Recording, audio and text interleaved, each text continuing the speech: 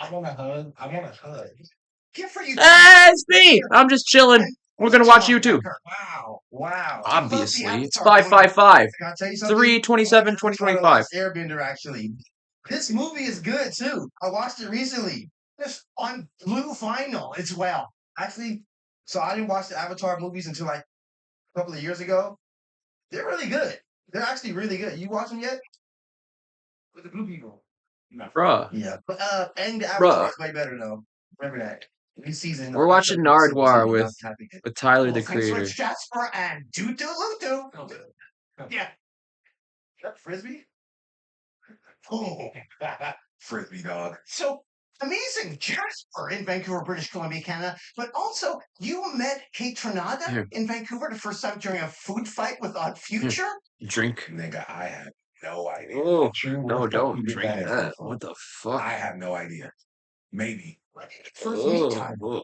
Um, not first meet Tyler. I met him like in Vancouver, actually, which is crazy. Like, him and the Arbiter guys were It's having a like food fight, and fermented. then they threw a, I don't know, a cake in my jersey, and that's how Oh, I dude. kind of like met them. Got two I'll keep you computers guys. now here. So you never told Tyler about the There food? we go. No, I never brought it up. But I think the second time I met him was like at an Afro Punk, and then that's when we like actually shook hands and you know proper meet. I can't recall shit. And then you saw him later at Afropunk. Yeah, probably. I can't recall. I live so much life, but Work. shout out Yeah, Kate Trinata. that'll He's a work. very talented individual, and that man's fucking kick drums be beaten. I need him to fucking come mix some kick drums for me. Dude, them should be beaten, bro. And I have another gift for you, Tyler. I saw Korg, the inventor of hip hop, or a legendary person associated with hip hop, and I got him to autograph his sister to Tyler the Creator from the first lady of hip hop, Cindy. This is crazy. Cool Herc Red Alert. Man, about it. Jazzy J. Wow. That's, in honor of Hip Hop 50, like, what do you think about the Hip Hop 50? We're past that now. This is another gift for you. Cool Some key. buttons. That's super cool. I watched the E. Hip Hop 50. Is So it many easy folks E? came out. It was Yeah, dude. beautiful. I wish I was there. Nas looked so fucking cool when he Ultramagnetic. came out. I think he was wearing like a good olive green. It was great. I wish I was there, but I was at home watching this stream, and I was just like, I'm so happy that in some timeline that I get to be a part of something so special. And hip hop has changed so many of our lives, kept so many of us out of trouble. I've said this before. I don't want to sound like a broken record, but I'm so grateful for it. Um, and like I've had my criticisms of it and all types of shit, but that's out of love because man, I love music and hip hop specifically so much. I'm a true student. I'm a true nerd, and Will I Am came to my LA show, and I was so happy that I got to tell him again in person how much that first Black Eyed Peas album meant to me because I wrote my first rap records. I wrote my first lyrics at 7 in that album, and then Dr. Dre's 2001 album was when I got better. I was writing all my raps to that, and I love hip hop. I love rap. I love it. It's one of the most beautiful things to exist on earth. And the fact that we have this beautiful thing that we can express ourselves with and tell stories and learn new vocabulary and just all types of shit. And we Let's see. Just an aside. Tyler the Creator has some like really intricate like fashions. And it it doesn't always hit with me, but I kind of get, I guess I kind of get where it's going, but like also it's so cheesy looking, but that's like the point. It's supposed to contrast like the evil stuff that he talks about, right? He's very like Satanist, Luciferian, like Flying Lotus type deal, where it sits on black culture as like again, it goes to like this part of like it almost goes to this part of Muslim culture that's getting like bounced back out towards like a more simplistic exterior. So it's less intimidating.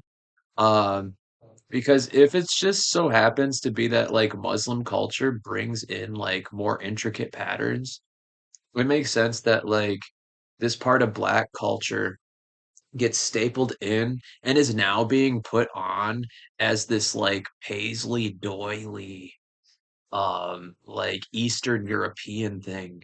Um and it's kind of has this part with like its own like Anglo-Saxon anomalies that like kind of shroud out black culture, and it's this ironic like fashion of like this old white people like deterioration in like things like polka and like other what now in modern day society we look at as like relics, and then the relics themselves are expensive.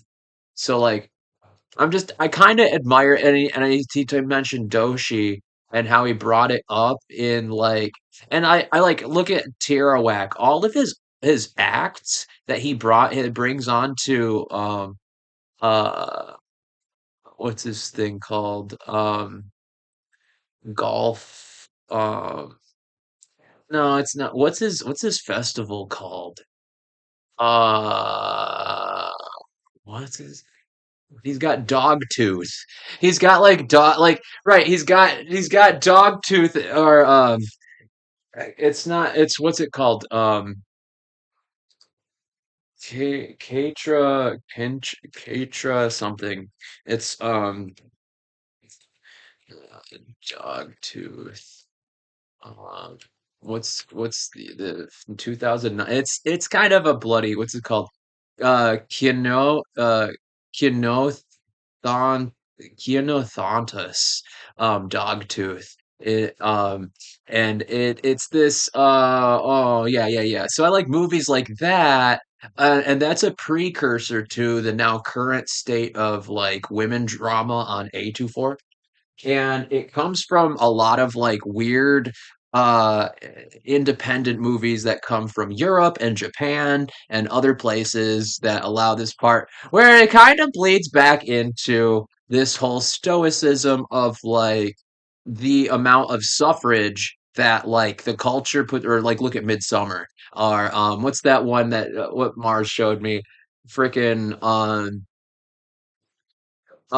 Suspiria. It has this thing where it shows you the dainty, delicate, like lacy doily kind of stitch work, and the shapes that it makes, and then puts it juxtaposed against a more dramatic and contrasted um sort of stonemasonry almost. It's kind of this Freemason archaeological type of aesthetic that comes with this really this brutalism. It's very, very, very, very um in application, it's very brutal, but then in aesthetics, it's very doily, it's very dainty, it's very and like now in today's version, especially this new co-opted, like readopted version of what a good boy should look like, or a good girl should also appeal, and it takes that part that separates some of the Judaism and Abrahamic religions from each other, and it puts refinances upon its like endearment towards those specific parts of white culture, in order to create this facade that we made it out of the jungle, and we have this exposure now, and we know how to sit civil and proper as young desirable black talent, and it's currently boom, it's one of the biggest things in fashion and stoicism, and ends up with these girls over here at Oracle Apothecary putting on grandma stuff and kitschy trinkets and cottagecore and all of this like nuanced like hipster fad that's like takes hipsterism, an already cool professional Americana aesthetic, and it puts a bunch more paisleys and doilies and makes it real geeky and real ugly.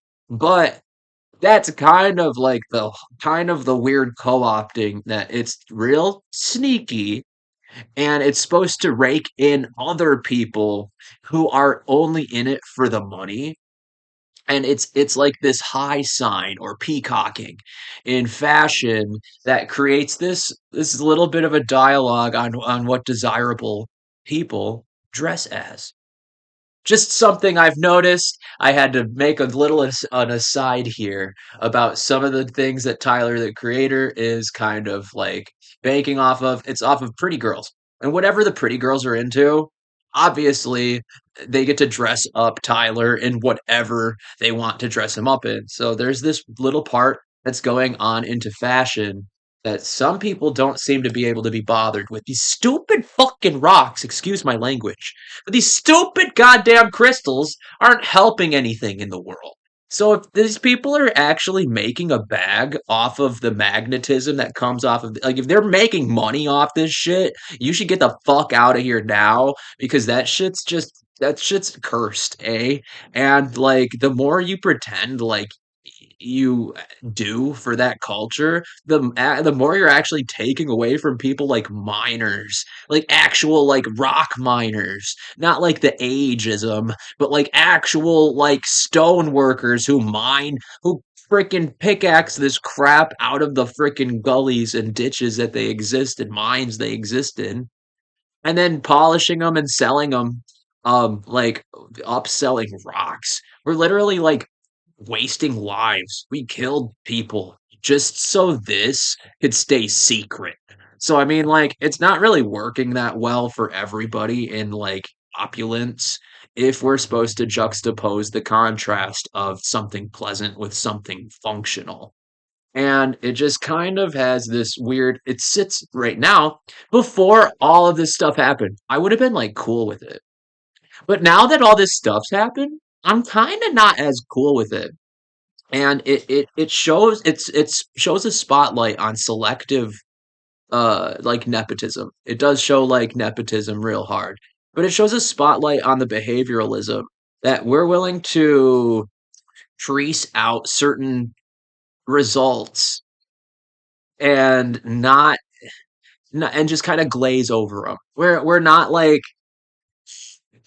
as detailed. It almost takes away the detail from the actual parts that they're attempting to contrast in the black culture or urban cultures, especially ones that are more Muslim or Buddhist, and or that's just it just hits on this part where non-secularity used to be something desirable, especially if you were like a white privileged hipster and you were looking for something a little more earthy or like thrifty, and you needed to get away from Christianity, and then you need to go find something that like has some friction on it, whereas like it gives you an identity.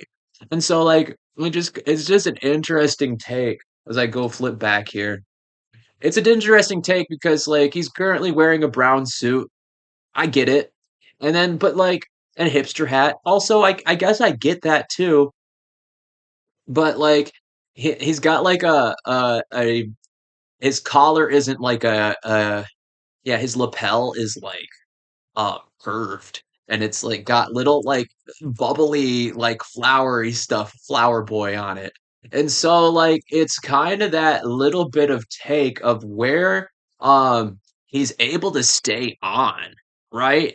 Tyler the Creator has like very little fall off value, even though he falls off like a lot. He has this like staying resilience, and it's this part that he's cut into on fashion, and he's like a fashion rapper now. He's not this like down to earth skater that they just found anymore. And in fact, he's almost bought he's sold out and bought into the new gimmick of being the what you want him to be. And that's like this part where, but also like you expect him to kind of be a rabble rouser, like sort of an outcast still. And that's kind of what he's trying to put on, but he's no way, he's been nowhere near the outcast selection. in a long time. That's kind of where I'm at right now. And right between this part in trans culture where it makes a staple in fashion for emo boys and stuff like that. And it comes out on the links of like necessity for like thriving and partnership and other things that are like not just functional but aesthetically pleasing.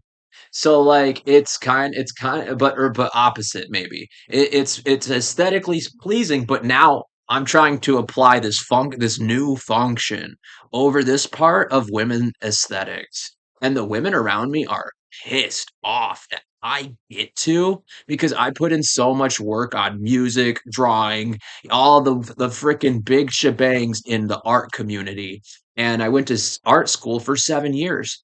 And this bothers people who want to claim into art that it's for everybody. But even though I'm sitting here like making music every day, I'm the one who's like constant. I'm wearing short shorts and I'm dressed like Ariana Grande right now in a Nelly long sleeve. Dude, I am a part of this weird selective kind of like gender bending fashion that takes a little bit of the strain off of overtly toxic masculinity and puts it a little new bit of like toxic femininity over it to soften it out almost and like neutralize the toxicity of it. And now you have somebody who's like right in the middle, which is something that I picked up from a lot of these really dykey women. A lot of really, yeah, women started transitioning before men did in this sense, in a lot of ways.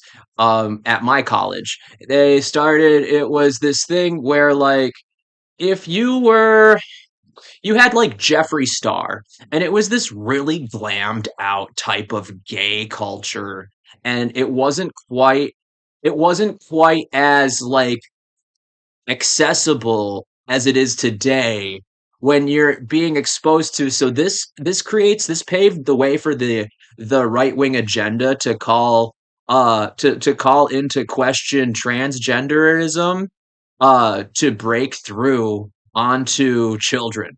So they're looking at me making this trend desirable, and they're trying to snuff me out of function and being able to impress people by switching my clothing and my genderism and even my DNA down to my hormones and stuff like that. And it creates this stagnation for men and for women. And I'm basically the weight of the like in the middle of the surface area, creating tension for people to actually pelt their like opinions onto the thing and see what sticks. And that's how you basically level up in the art world is you create friction. You create an amount of just tension that puts people's expectations to waste as you apply more art that's desirable or experiences that create more community. So by creating this group of trans girls but never getting to the fact that I told them I'm Jesus like on my birthday. I'm like, "Hey, there's this like second rumor going around that like I might be Jesus." My friends used to like talk to me about it in church when I was really little. And they just kind of laughed it off. And I was like, "Hey, well," and then I like talked to like Sam about being like into psychedelics and how that can lead into like telepathy and magic and stuff like that. But in secular like lifestyles and home life, the current culture in home life doesn't actually have access to belief for things like paranormal occurrences, sexual magic activities, and other things that happen in non-secular things like even violence and drug use and things like that that bleed in from counterculture or a prolific kind of sort of what's a good word, like that little bit of like usage in between this picture and the function to that picture. So it's almost like the idea of like seeing a picture and being able to go to that place. Um, and then like and then finding out it's exactly like it is in the picture, or that like the picture looks better, or whatever it is. That's like the main function to the action of what it is that we at Paraconomy are try to enter in with, while they're selling like rocks and like herbs and stuff like this, and they're medicine women, but they're not actually selling you any medicine.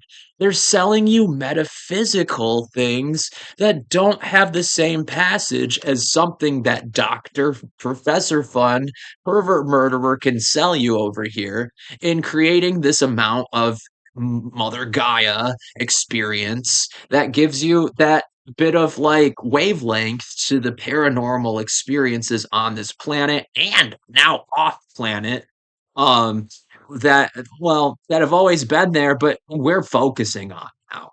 We're focusing on the 5G terminals that like give us the telekinesis and the capabilities to kind of transcend any of this Freemason work and give it a an appearance. It has sticking value. This function has the promising of being like, yes, you are art now. And what I like about you, I can take from you and apply to myself. This is what I taught Kat, Sam, Jessica, Cassie, Mars, Naja, Sadie, all these other people about art and the business of art that I have procured through some of the modeling agency, adult entertainment, cam girl aesthetics, and other things on cosplay culture that's currently being co-opted heavily by mainstream media and white culture that originates at a lot of nerdy things where there's furries, anime convention, techno music, undesirable DJs that couldn't make it big just being tall enough and blonde enough to frickin' power off one of these bad boys and make it look sexy because we're not willing to go to the military to frickin' find out what the next version of this is, in a sense, because I'm with a lot of PC engineers and we're not really the violent type. So when you start throwing PC guys into the mix on stuff, this is the type of like aggressive like linebacking that you'll actually receive from some of the like um coming of coming of age rites of passages that might be acknowledged for like a football player but would never be acknowledged for like a PC nerd. So it basically adds into it's like a, instead of mean girls, it's almost like a mean boys thing, but it's like this passive like boy thing, opposed to this like more active boy thing where you end up with like guns and sex and drugs and pimping and juggalos and all this other stuff. And big what are they called? Not juggalos. Uh Gigolos. Yeah, a gigolo. Yeah, where you kind of like pimp out women without actually like fornicating and stuff like that. So that part is already stapled throughout black culture heavily. And for a lot of hipsters to co-opt into it, they have to like go there. So very similarly, in order for white women to look more attractive like their Japanese counterparts, they have to show up to anime conventions and Comic-Con and do all these other things in order to look the sexiest way for the men that are currently ogling the cosplay co-ops. So like if that's all that's going on, it's this shallow sort of pool of like experience that is supposed to bring like this ascension to nirvana using things like the capitalist like kind of like proletariat like all these old world like political gerrymanderings or schemes that like end up picking off actual talent. So from like my experiences, like it's like being picked last. Not getting a gig as a DJ is like being picked last for like football or baseball or basketball or something like that. And when women get in on it and they're like disinterested because you're not 6'2", you're not like some blue-eyed hunky dude, and you don't have like the muscles to lift them up, they don't get this part on like pretty boy privilege and why people get put into the pretty boy soup at all. And if that has traction to it, that you're able to move on it and create more inertia towards your goals and what you fantasize about. So, if truth is often stranger than friction and factions, if truth is stranger than fiction, and it doesn't look like it would, but then just so happens to do, people get tend to create a lot of lies to try to keep it from being so obviously reactive. So let's say art is like a chemical. Let's say look in chemistry. Let's say like art is like the caveat, and then like talent is like the catalyst. They're trying to keep talent away from art because they know that like the moment that talent gets globbed into the art, that there is mobility. And so they know that I know that if you're good at doing things creatively, they need to kill you off, which is why I have spies, I have stalkers, I have somebody like trying to kill people around me to send me a message to stop making art and stop being good at art. So those are the breaks, honestly. Shout out Tyler the Creator. You guys stay woke, bro. I'll